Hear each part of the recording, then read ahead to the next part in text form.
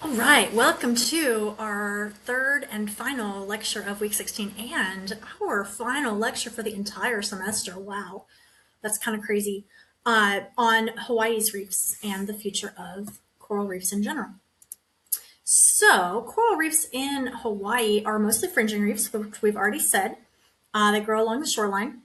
And what's super cool about Hawaiian reefs is there are many endemic species here. Lots of the species of rice coral in the Montipora genus, and a few species of finger corals are only found here, nowhere else in the entire world. So I feel like that's really amazing.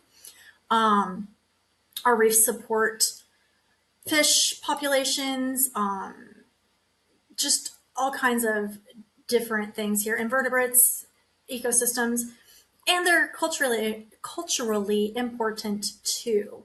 There is a connection to food, to the entire system here, and we're going to talk about that just a little bit more as we go a little deeper here. Hawaii's reefs had major bleaching events in 2014, 2015, and 2019. All three of these were linked to marine heat waves, which were prolonged warmer than normal ocean temperatures. The severity varied by location a lot. The severity depended a lot on water circulation, like how much the water moves around in certain areas. The depth, the deeper the corals were, the safer they tended to be because that water tended to not get quite as hot quite as quickly. And then local conditions. So some places had more other stresses as well, and that makes a huge difference. We've talked about that a little bit already. So local stressors are not too different from global stressors, but a huge one here, maybe not so much on the Big Island since we don't have a lot of sediment runoff here, since we don't have a lot of sediment in most areas here, but on the other islands, landslides and runoff of sediment is a huge issue for the reefs. Pollution in general is a big one. Think about wastewater, chemicals, nutrients. All of those things lead to overgrowth of algae, which can smother the coral polyps. So that's a big problem. We talked about coastal development already. That's obviously a big pressure and increases the other stressors. And overuse tourism, I gave you my whole spiel on that last lecture, and I think education can really help with that one. Education is huge there. If people know the importance of corals and know what harms them, nobody's harming the corals on purpose, I don't think. Now, why Hawaiian reefs matter. We already talked about the food security. The reef fish are important to local diets, and they're important to the entire ecosystem and larger game fish as well. Coastal protection. Reefs reduce wave energy coming onto the shore, protects our shores and our infrastructure. Tourism, again, we've talked about this so much, it's a major economic driver. And then the cultural importance. People here love the reefs and the ocean, and that's really huge and important. And the stewardship is amazing here for the most part. I think it's amazing that part of the Hawaiian culture says the coral polyp was one of the first living organisms created. And to me, that just shows that native Hawaiians hundreds of years ago understood and valued coral reefs. And so maybe we need to today take a lesson from our ancient Hawaiians. Conservation efforts around the state that are happening. Hawaii has multiple marine protected areas. We're going to look at maps of some of those here in a minute. Fishing regulations, I think many of you fish and understand those regulations and probably understand the purpose behind them. Reef monitoring programs, we have quite a few different monitoring programs here.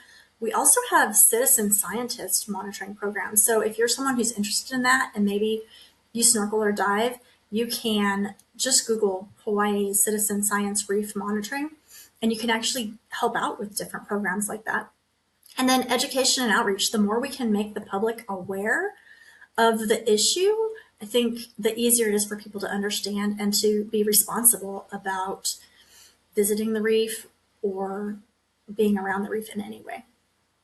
When our science and community and policy all work together, that's really the sweet spot. And I think Hawaii is positioned to do that well. Some places aren't, but Hawaii is pretty positioned to do that well. Here are some of the marine protected areas around the main Hawaiian Islands.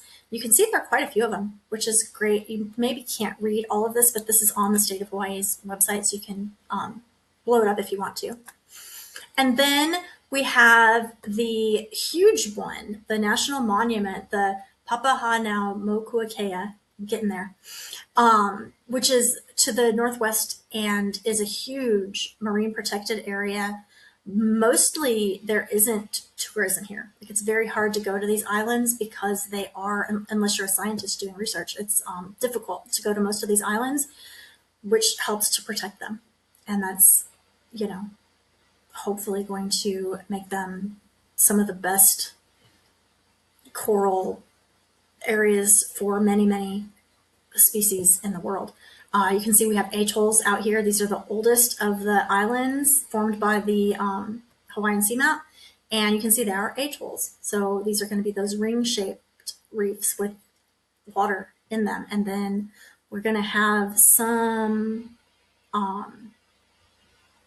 lagoon reefs, some of the barrier reefs in the middle here. So interesting stuff for sure. Reef restoration. There are a lot of active efforts to help reefs recover. Coral nurseries is one where scientists are growing coral fragments in controlled environments and then moving them, transplanting them back onto reefs at times. Selective breeding, identifying the corals that are more resistant to heat and breeding those and putting those out on the reefs so that hopefully in the future there's more resilience to those heat waves, which is fantastic. Restoration helps, but it's expensive, it's labor intensive, and it can't at this point replace huge, large scale reef loss. So it's a good thing, but it doesn't necessarily solve the problem entirely. So just something to be aware of. And then what can we as individuals do? This is the big one, right? Like, we all want to help, and what can we do to make a difference? First one, reduce pollution and runoff. Make sure our trash gets to the place where it belongs. Limit fertilizers in your landscape. Manage your landscaping well. Those kinds of fertilizer runoffs are a big problem. Another one is, individually it's a little bit tougher, but the cesspool issue is huge here in Hawaii. There are so many cesspools along Ali'i Drive that when we get a lot of rain, that is going directly into the ocean and causing major issues for our corals. Safe boating practices, in shallower areas, be cautious about where you're boating. When you drop anchor, make sure it's only in sandy areas.